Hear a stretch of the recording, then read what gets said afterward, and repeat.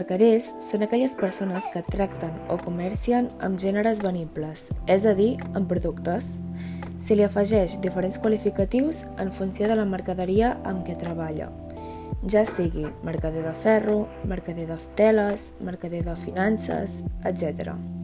És un terme que pràcticament ja no el sentim a parlar com a tal, sinó que l'hem substituït pel que coneixem avui dia com a comerciant o distribuïdor.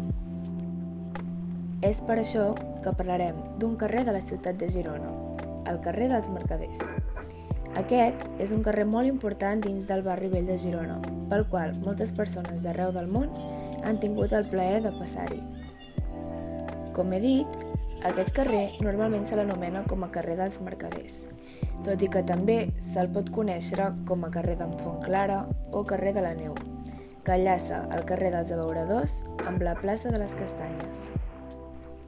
L'any 1495 ja es documenta el carrer dels Mercaders, indicant la importància d'aquest ofici. Els mercaders, durant molt de temps, van ser els capdavanters en el desenvolupament econòmic de la ciutat i del seu govern. Aquests constituïen un grup força nombrós amb un gran èxit, ja que van aconseguir importants contactes arreu del país i amb una activitat constant. Per tant, venien i exportaven els seus productes tant a la ciutat com als voltants de la província i fins i tot arreu de Catalunya. La població d'aquest carrer era molt diversificada.